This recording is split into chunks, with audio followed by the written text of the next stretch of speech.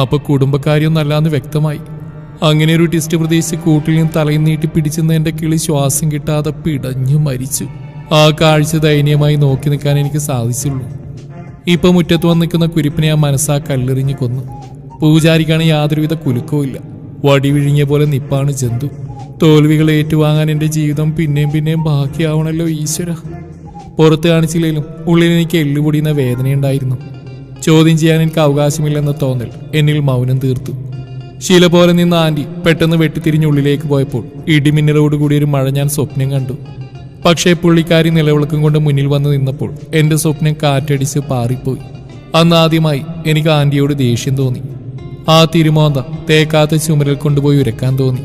അല്ല പിന്നെ മക്കൾ വല്ല അവിവേകം കാണിക്കുന്നതിന് 2 പെട കൊടുക്കുന്നതിന് പകരം പ്രോത്സാഹിപ്പിക്കാൻ നടക്കുന്നു.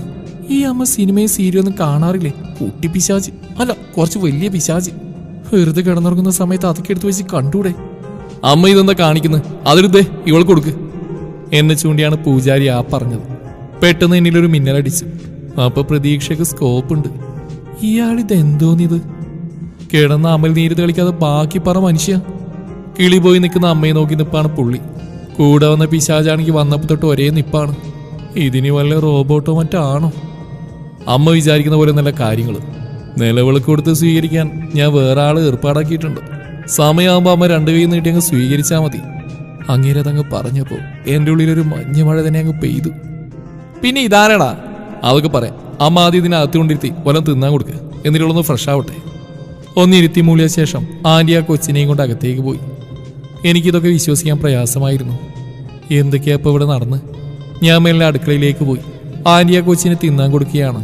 പിന്നെ ഒന്നും നോക്കിയില്ല, ഓടി സിറ്റ് ഔട്ടിൽ ചെന്നു. അവിടെ അങ്ങേരില്ല. അപ്പം മോളി കാണും. റൂമിൽ ചെന്ന് നോക്കിയപ്പോൾ ആളവിടെയുണ്ട്. പുറംതിരിഞ്ഞ് നിപ്പാണ്. ഞെക്കി കൊല്ലാനാണ് തോന്നിയത്. പിന്നെ അങ്ങേര് എനിക്ക് ആവശ്യമുള്ളതുകൊണ്ട് ആ ചിന്ത ഞാനങ്ങ് കളഞ്ഞു. പകരം പുറം നോക്കി ഒരു അടാറ് കുത്തങ്ങ് കൊടുത്തു. വാരിയലയിൽ കുന്തം കയറി കാട്ടുപന്നിയെപ്പോലെ അങ്ങേരൊന്ന് അലറി. എന്താടി കുട്ടി തേവാങ്കേ? വേദനയും ദേഷ്യം കടിച്ചു പിടിച്ചാണ് ചോദ്യം. കുന്തം. ഞാനും മുഖത്ത് കൃത്രിമ ദേഷ്യം വരുത്തി കലിപ്പിച്ച് നിന്നു. കുന്തോ? സോറി, അത് എൻ്റെ കയ്യിലില്ല. Please contact Luttappi. ഓഹോ, തമാശയാണോ? ഇതിൻ്റെയൊക്കെ എക്സ്പയറി ഡേറ്റ് കഴിഞ്ഞാ മാഷെ, മാറ്റിപ്പിടി. ഓ ശരി തമ്പ്രാട്ടി. തൊഴിൽ കാണിച്ചുകൊണ്ടാണ് നിപ്പ്. ആസ്ഥാനത്തോടെ ഈ കോമഡി കാണുമ്പോൾ 4 മണിക്കൊന്ന് കൊടുക്കാനാ തോന്നുന്നു.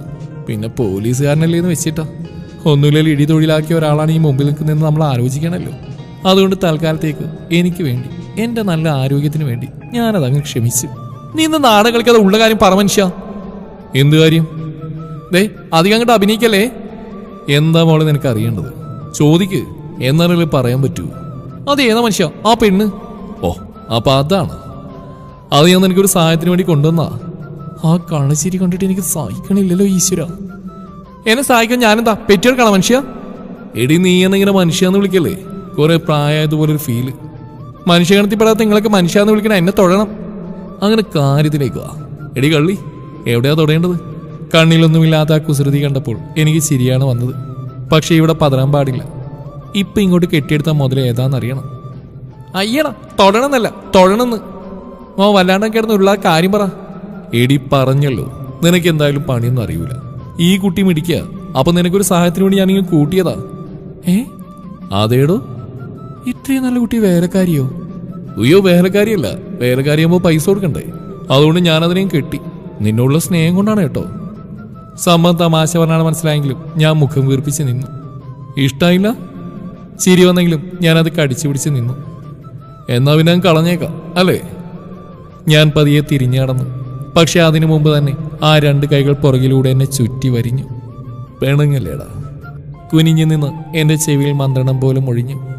എന്നാ പറ, അതാരാ? ഒരു കുഞ്ഞിൻ്റെ കൗതുകം പോലെ ഒരു കൈ കൊണ്ട് എൻ്റെ ചെവിയിലും മുടിയിലുമൊക്കെ തൊട്ട് തലോടുന്നുണ്ട് പെണ്ണ്. ഇക്കിളിയാവുന്നുണ്ടെങ്കിലും അനങ്ങാതെ നിന്നു. കാരണം ആ തിരുവായിൽ നിന്നൊന്നും ഒഴിഞ്ഞു കിട്ടണം അതാരാണെന്ന്. അതൊരു പാവം പെണ്ണാടാ. പാവാണല്ലെന്നൊക്കെ ഞാൻ തീരുമാനിച്ചോളാം. മോൻ അതാരെന്ന് പറ. അതെൻ്റെ ഒരു ഫ്രണ്ടിൻ്റെ ഫ്രണ്ടാ. ഓ വളരെ തിക്ക് റിലേഷനാണല്ലോ. ഓടി എന്നോട് സംസാരിക്കുന്നുണ്ടെങ്കിലും ശ്രദ്ധ മുഴുവൻ എൻ്റെ മുടി ചുരുട്ടിക്കളിക്കുന്നതിലാണ്. അതിനെന്തിനാ ഇങ്ങോട്ട് കൊണ്ടുവന്ന്? അവളുടെ അച്ഛനെ തേടി വന്ന പുള്ളിക്കാരൻ മിസ്സിങ്ങാ. ഇവിടെ ഉള്ളൊരു ഫ്രണ്ടിനെ കാണാനെന്നും പറഞ്ഞാണ് വീട്ടിൽ നിന്ന് ഇറങ്ങിയത്. എന്നിട്ട് പിന്നെ തിരിച്ചു ചെന്നിട്ടില്ല. അത് അന്വേഷിക്കാൻ വന്ന അവള്. ഇവിടെ ആ ഫ്രണ്ടിന്റെ വീട്ടിൽ ചെന്നപ്പോൾ അച്ഛൻ അവിടെ നിന്ന് അന്നേനെ തിരിച്ചു പോന്നിട്ടുണ്ടെന്ന്. ഓഹോ, എന്നിട്ട് കിട്ടിയില്ല അച്ഛനെ? ഇല്ല, അവളും അച്ഛൻ്റെ ആ ഫ്രണ്ടും കൂടെ ഇന്നലെ പരാതി തരാൻ വന്ന ആ സ്റ്റേഷനിൽ. ഇന്നലെ രാത്രി സ്റ്റേഷനിൽ കഴിഞ്ഞു. അവൾക്ക് ഇവിടെ വേറെ പരിചയക്കാരൊന്നുമില്ല, അതാ ഇങ്ങോട്ട് പോകുന്നത്. അതെന്താ, ആ ഫ്രണ്ടിന്റെ വീട്ടിൽ പോയി നിന്നാ പോരെ? അയാളൊരു ബാച്ചിലറാ, പോരാതിന് മുഴുവൻ കുടിയനും. അവിടെ എങ്ങനെയാ അതിനെ നിർത്തുന്നു? പിന്നെ ലച്ചുവിന്റെ ഫ്രണ്ടാ, അവളൊരു സഹായം ചോദിക്കുമ്പോൾ എങ്ങനെ ഒഴിവ് പറയാ? ഏതാ ഈ ലച്ചു? അതെന്റെ നാട്ടിലുള്ളതാ, എന്റെ കൂടെ പഠിച്ചതാ. ഇതിനി എന്ത് ചെയ്യും? അച്ഛനെ അന്വേഷിക്കുന്നുണ്ട്. ഈശ്വര, അപ്പതിപ്പോ അടുത്തൊന്നും പോവൂലേ? ഞാൻ പെട്ടെന്ന് അങ്ങയുടെ കയ്യിൽ നിന്ന് കുതിരി മാറി. മനുഷ്യ, എത്രയും പെട്ടെന്ന് അയാളെ കണ്ടുപിടിച്ച് രണ്ടിനും കൂടി ഇവിടുന്ന് പോയിക്കൊള്ളണം. ഓ, എന്തിനാന്ന്? അവിടെ ഇവിടെ നിൽക്കട്ടെ. എന്നെ കൂടെ കോഴിക്കറി വെപ്പിക്കരുത്. അതിന് നിനക്ക് കോഴിക്കറി പോയിട്ടൊരു മുട്ട പൊരിക്കാൻ അറിയോടി? ഞാൻ പോവാ. ഹൈ പോവലേടാ. ഓ, എന്നാതിനാ? പുതിയ ആള് വന്നിട്ടുണ്ടല്ലോ, ഇനി ഞാൻ നിൽക്കണമെന്നില്ല. ഇങ്ങനെ ഒരു കുശുമ്പി നിങ്ങളുടെ കെട്ടിയോള്. അത് തന്നെയാ ഞാനും പറഞ്ഞ്. ഞാൻ അങ്ങനെ ഒന്ന് കൂർപ്പിച്ച് നോക്കി. എനിക്കൊന്ന് ഇളിച്ചു കാണിച്ചല്ലാതെ പുള്ളിക്കൊരു കൂസലുമില്ല. എവിടെ ഇത് ഉളുപ്പില്ലായ്മക്ക് കയ്യും കാലും വെച്ച മുതലാ. നിങ്ങൾ നമ്പരും തന്നേ. എന്തിനാ? വെട്ടിപ്പുഴുങ്ങി കറി വെക്കാൻ. ഓഹോ കോഹോ താ മനുഷ്യ. ഞാൻ നമ്പർ വാങ്ങി താഴെ ചെന്നപ്പോ ആന്റി അവിടെ ഇരിപ്പുണ്ട്. ആ കൊച്ച് കുളിക്കാൻ പോയതാ. ഞാൻ ആന്റിയോട് യാത്ര പറഞ്ഞു മെല്ലെ വീട്ടിലേക്ക് നടന്നു. വൈകുന്നേരം ഞാൻ ആന്റിയുടെ വീട്ടിലേക്ക് തന്നെ പോയി. ലെവളെക്കുറിച്ച് കൂടുതലൊന്നും അറിയില്ലല്ലോ. ചെന്നപ്പോൾ ആന്റിയും പുള്ളിക്കാരെയും കത്തി വെച്ച് ഇരിപ്പാണ്. ആന്റിയാണെങ്കിൽ ഒരാളെ സംസാരിക്കാൻ കിട്ടിയ സന്തോഷത്തിലാണ്. ആ മോളെ വാ. ഞാൻ ചുമ്മാ ചിരിച്ചതേ ഉള്ളൂ. ഞങ്ങൾ ചുമ്മാ സംസാരിച്ചിരുന്നു.